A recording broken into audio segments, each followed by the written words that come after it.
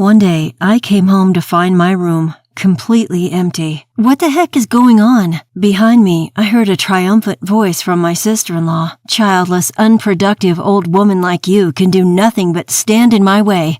Get out. Sister-in-law was trying to move me out and take over my parents' house. I was single. That is ridiculous. I'll thoroughly investigate your wicked scheme. My name is Catherine. I'm a single 40-year-old office worker. It's not that I've never met someone good, but for various reasons, I ended up never getting married. Sometimes I feel lonely, but, well, that's life. I've reached the age where I can accept that marriage isn't everything.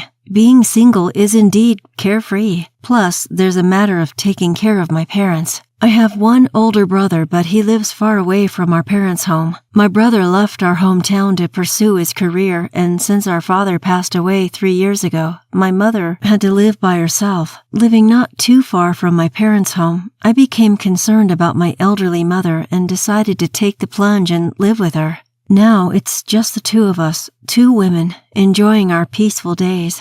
However, my mother, whose mind is still sharp, broke her leg a year ago and has become disabled. She has difficulty walking with a cane, and she mostly moves around by car or wheelchair. She's somewhat disabled in the house as well, and has become in need of care. Because I am single and able to live with her, she has been taken care of. If I were married and living elsewhere or living far away, it would have been quite difficult, so I guess it's been all right that I'm still single.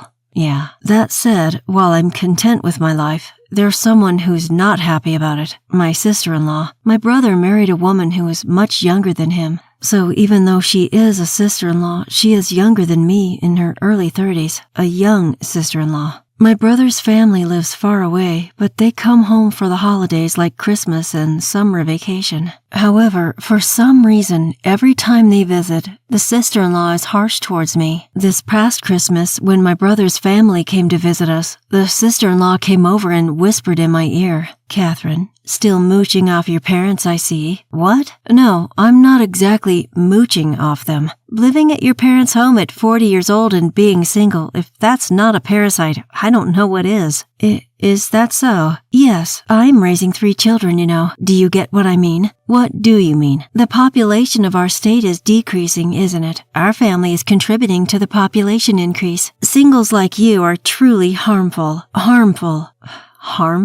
Do you enjoy decreasing the population? Is there any point in being born if you're going to be single for life? She goes that far. At least have a child or something. What she said struck a chord within me. Although I am single due to various reasons, there was a man I wanted to marry. But there was a bit of a problem with my body. Simply put, I can't have children. He asked me to be in a relationship with him, and since he had an intent for the future together from the beginning, I laid out everything on the table for him since day one. He said, "I just want to be with you, even if we don't have kids. As long as we're together, I'll be happy." So I agreed to date him. But marriage turned out to be more than just the 2 of us. The trials and dramas we went through ultimately led me to stay single. The appalling words of my sister-in-law left me speechless. And yet, she had the audacity to take advantage of me financially. We have 3 kids, you know. Be fair with your Christmas gifts. We expect them to be generous. We expect you to gift us some money as a kindergarten enrollment celebration, and it's gonna be at least for $1,000. You're not so poor that you can't afford that, right, Auntie?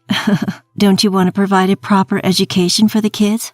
Oh, right, you don't have any kids, so you wouldn't understand. But I let you have the joy of raising our kids, so pay for their extracurricular activities. It's like she thinks if she uses the kids as an excuse, she can get away with more money. Sure, I'll give gifts for occasions, but I don't understand why I have to bear with her tisk-tisking after she checks the amount of money in the envelope on the spot. And why should I be the one to pay for their extracurricular activities? When I bring it up to my mom or my brother, they make incredulous faces, unable to believe such audacity of my sister-in-law because they haven't seen it. That's right, she only ever behaves this way when it's just the 2 of us. She's pretty slick. This past New Year's holiday, she immediately opened the New Year's gifts I gave to my nephew and niece. It was while my brother was out of the room, having stepped away for a moment to help my mom with something. She spat out, "Huh? This is it? This paltry sum is your gift? Just how poor are you, you stingy bitch? It's another comment that my mom and brother find hard to believe, so I'm thinking I should start recording her. However, there would be such negative repercussions on the family relationships if I keep tattling on, so I can't say much. After all, my mom has 3 adorable grandkids. If my complaints lead to my sister-in-law refusing to visit, my mom would be deprived of seeing her grandchildren. That would be too sad for my mom, so I just need to be quiet. If I can just dismiss her harsh remarks, everything will settle down. That's what I thought, until the situation completely changed one day. It was a weekday when my sister came over. It was during the week, so my brother was at work and I was working from home. My mom was at a senior daycare center. The kids were at the daycare and they were going to their maternal grandparents straight after. My sister-in-law was visiting me alone. I was wondering why she was here on such an unusual day. Then she got right down to business. You know, I've been thinking that we should move in here. Excuse me? Talk about a bolt from the blue. What on earth is she trying to say? You mean move in? That's what I said. We've been thinking of moving in here. Who's we? Our family. Where exactly? Don't make me repeat myself. Into this house. Why? Because I'm pregnant with our 4th child. What? In my brother's family, they already have 3 kids. The oldest is in early elementary school. The middle one is a kindergartner, and the youngest just started preschool. Even though they already have 3 kids, they're having a 4th. I can't help but be impressed. However, they currently live near the sister-in-law's parents' house, so they probably get help with the kids like today. If so, what's the advantage of moving over here? John's gonna be transferred here, that's why. John is my brother. Oh, I remember my brother mentioning something like that. Apparently a branch office is going to open here in our hometown. Who wants to go to the branch office? Me. Apparently he volunteered for the position quite willingly. I wonder why the personnel decisions can be made so casually. Is it okay with you, sis? I mean, wouldn't it be better to stay closer to your parents' place? My parents are still working, so I really can't rely on them too much. They start to frown if I ask too often, saying stuff like, ask your husband first, or don't make children assuming you can depend on your parents. It'd be hard to mention that we were having a 4th, right? That's your business. How would I know? I can understand her parents' perspective. According to my brother, when he comes home from work, he does the cleaning, the laundry, and even prepares dinner. My sister-in-law confirmed that that is true. Even though he must be tired from work, my brother has always been very considerate of his wife and has helped as much as possible. It could be because of this that my brother seemed tired whenever I saw him from time to time. Still, isn't having another child a bit too reckless? Yet, life is a gift. It's a happy event, and I have no intention of saying, why not just stop having kids? But why are they planning on moving in with us? I must have looked puzzled. My sister-in-law continued. It's a hassle to deal with my parents, and where we live now is just too remote from everything and too inconvenient. So instead of letting John live and work by himself here, we thought it would be nice for all of us to move in. Well, there are a lot of daycares for kids here, right? So, Catherine, could you please move out soon? Excuse me? Once again, I'm taken aback. What the heck is my sister-in-law saying, for God's sake? As far as moving in, let's discuss that with my mother and brother, but why should I be the one to move out? Think about it. We're going to be a family of 6 soon, right? That's true. So isn't this house going to be too small? Well, that's true. Well, I suppose so. That's why I'm telling you to get out. No, I don't understand what you mean. Having 6 in the family is a lot, but it's not impossible for 8 of us to live together, including my mom and myself. Of course, when the kids grow up, it's impossible for all of them to live in an individual room, but I didn't think there was any point in worrying that far ahead. My sister-in-law, annoyed by my increasing confusion, raised her voice. I mean, come on. You're in the way. You, an old woman, can't even have kids. For our sake, get out. What? Oh, and don't move too far away, okay? You're still going to have to look after our kids. What? After ranting, she added, "Get out of here soon," and then went home. This needs a family meeting, yeah. That night, I told my mom about what Susan had said and called my brother. My brother told me that he'd arrange a separate house for his family. Sure, I've been traveling a lot for work, and I think it's been tough on Susan. That's why we were living near her parents' home in good old Nebraska. But is she really so bothered by the countryside? On the other end of the phone, my brother sounded confused. There was still something that was perplexing, but her idea of moving into our home was temporarily dropped. Well, that was supposed to be the case. One day, after a stretch of working from home, I went into the office for the first time in a while. My mom was away from home, staying overnight at the daycare. Exhausted from work, I came home to get stunned. What? My room? Everything's gone. Believe it or not, my room was empty. All of my belongings were gone. What is this? What's going on? This was undeniably my own home, yet my room was missing.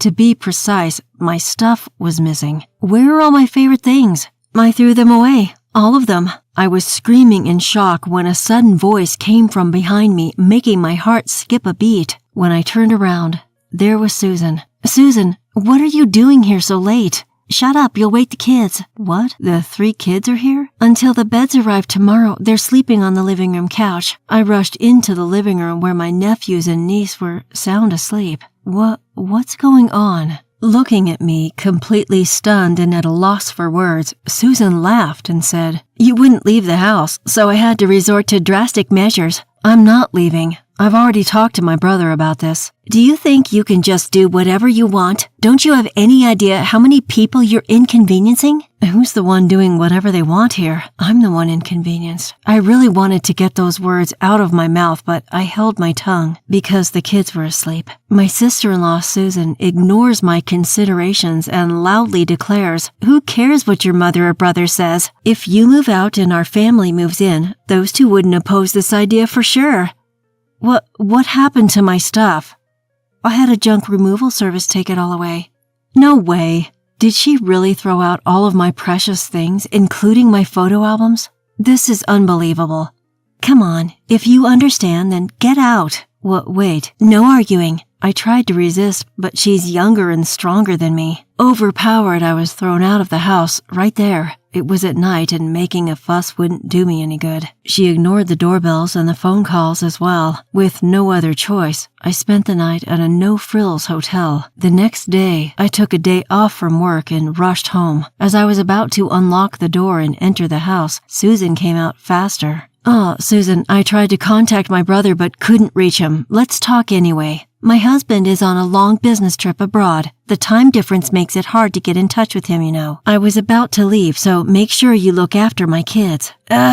Susan! Leaving me in shock, she left quickly. She was all dressed up and everything. With no other choice, I looked after the 3 kids and had a bitter expression when I welcomed my mom home in the evening. "Mom, isn't this a bit much?" "Yes, it's a bit much to ignore John's opinions and be so forceful. Leaving the 3 kids and going out is unbelievable. If she wanted to leave the kids with someone, her own parents would be the best option." "Yes, what are the real benefits of living here?" Speaking of which, she went out quite dressed up. Really? There might be a clue in that. Agreeing with my mother's words, I immediately requested an investigation from a private detective. A month later, I now live in a 1-bedroom apartment as a temporary residence, which I had to find in a fluster. My room in my parents' house has been completely remodeled by Susan, and it's nowhere near what it used to be. John was furious, saying, "Don't do as you please," but she seemed to argue that once they moved in, it'd be their place. And she also seemed to say things like, "You're often away from work, aren't you? I thought it'd be nice for the family to stay together, so I came along. Raising children is really hard. It's just natural to live together with your family and get help from them." When he mentioned that my mother was in need of care, she responded, "Catherine is there, isn't she? She's just at home all the time. She must have a lot of free time." I'm not sitting around. I'm actually working from home. But Susan seems adamant about not letting me back into the house.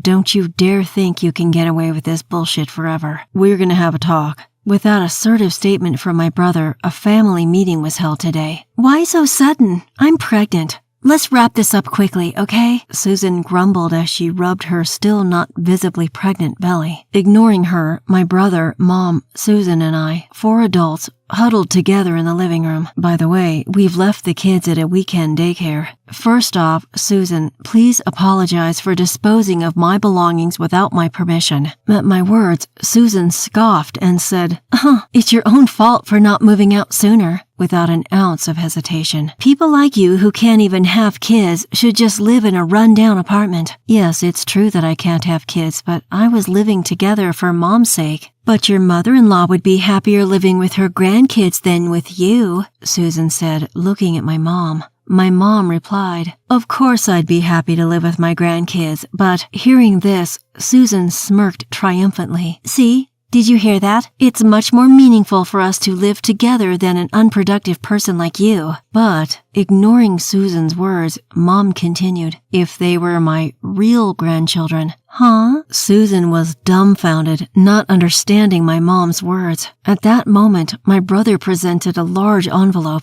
What is this? The result of your affair investigation. My brother responded calmly. Huh? Susan seemed surprised and stared at my brother, who continued speaking, unflustered. You thought we wouldn't find out, didn't you? What are you talking about? I didn't cheat on you. Really? So these pictures are photoshopped, huh? In response to Susan's denial, my brother spread several pictures on the table. In them, wait, no. There were photos of Susan flirting with a guy. I thought it was strange when you forced us to move away from our parents who help with the kids to move in here. But the city is more convenient, isn't it? But you're not even using any childcare services and pushing the childcare onto Catherine, aren't you? Well, I need a break too. Then why not use the childcare service like today? It's a waste of money. Do you think I haven't given you enough money? I'm saving up for our future. What does that mean when our bank account is down to 0? Saying this, John spread the bank book. Indeed, it was completely 0. What? Hey, why are you just looking through that like it's nothing? It's our family money. Of course I have the right to check. So, where's the savings for our future? Well, in a different account. Oh, really? Let's see that bank book then. I don't have it right now. Where is it? Well, As I watched her continue lying, Susan finally stumbled on her words. Although it wasn't particularly hot, sweat trickled down her forehead. Maybe in the attic? At that moment, John smacked the table hard. Enough with the lies. Can you still make excuses in front of this picture? Sorry. It was just a momentary lapse of judgment. You've been having an affair with this man for a while. Ever since we got married, right? The guy told me. What? No, why did you talk to him? He's got a family too. He told me everything under the condition that I wouldn't tell his wife. What? He betrayed me. The one who betrayed us is you. Susan seemed flustered in front of John's angry face, but eventually she seemed to regain her composure and the sweat had stopped. Then she said, well, I do regret the affair. I won't do it again. Of course not. But I think it's better not to divorce. It's better for the kids to be with their mother, and more importantly, I'm carrying a new life in my womb. You don't want to be apart from the child, do you? Looking at me, Susan continued. You can't expect grandchildren from a childless daughter, and if I take the kids and leave after the divorce, you'll never see your grandkids again. Is that what you want, mother-in-law? Then she turned towards my mother. Seeing our silence, Susan laughed triumphantly. See? Isn't a barren old woman just a nuisance? It's natural that she should leave. Susan stomped around, huffing and puffing. But then, something unexpected happened. Mother quietly said, well, you who are totally unproductive to me should also leave with your child. Huh? As she started to smile, puzzled by what she heard, John presented a document to her. What's this? Huh? DNA test results? Negative? What is this? It's the result of a DNA test between me and the kids. When did you? That ain't none of your business. Anyway, the results are as they are, all 3. They aren't my kids. And here are the results with your affair partner. Confirmation, meaning they are indeed your kids. What? Huh? My kids ain't mine, meaning they're not my ma's grandchildren. They're complete strangers. No way. It ain't a lie. You knew it, didn't you? You knew, and you pulled a cuckoo move on me, didn't you? I didn't. That's what the other guy said. You said, it's sad that our children can't live together as a family, to him. Susan looked so pale, she might fall over at any moment. And then my mom gave the coup de grace. So you're a burden because you can't bear my son's children. Please pack up and leave with the kids and hurry. What? Are you going to throw us out into the street? Such young kids? You monster! It was then that Susan cried out, trying to elicit sympathy. The monster here is you. A different loud voice echoed through the room. Susan spun around and her eyes bulged. Dad? Why are you here? And Mom too? Yes, there stood Susan's real parents. They've agreed to take all the children once I explain the situation. You stupid daughter! Can there be a more disgraceful story as a parent? I'm sorry. Apparently, Susan can't hold her ground against her father. Her face turned blue as she sobbed. John, and to his mother, and Catherine, I'm really sorry for my stupid daughter. We'll definitely make her pay for the damages.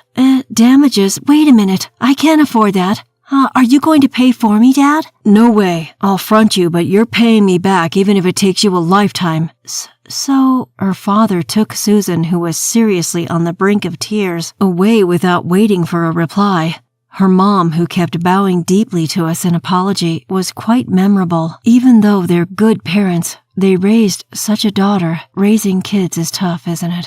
I found myself musing about this in a rather carefree way. Then afterward, my brother John ended up getting a divorce without a hitch. The money for the alimony and what she had splurged on her infidelity was apparently paid off all at once by her parents. The kids were taken back to their grandparents' home. They had often been left there before, so it seems they're growing up just fine without any confusion. The kids didn't do anything wrong. John, who had always thought they were his real children, said this with a touch of sadness.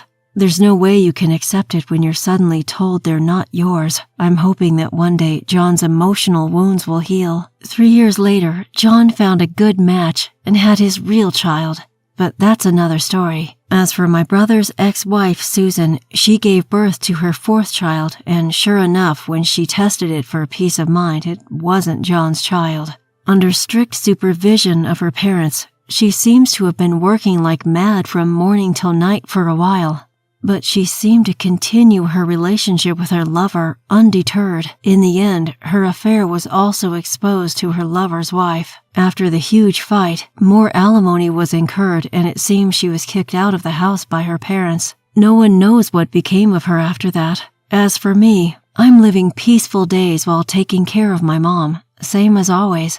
In fact, the personal items she disposed of were all retrieved on the same day by contacting the waste disposal company. On such a peaceful day, a familiar face appeared before me. It's been a while. The person smiling before me was the guy I once thought of marrying. I couldn't forget about you, and I have been single all this time. Even my parents finally gave in. They have a rather selfish reason. My brother got married and had a child. They told me I could do as I please about marriage. Caught off guard, he presented me with a ring. It may be too late, but I can't think of anyone but you. I want to help you take care of your mother, so could you please marry me? Unable to hold back, my face crumpled in tears. Without hesitation, I jumped into his arms, where he held me with a gentle smile.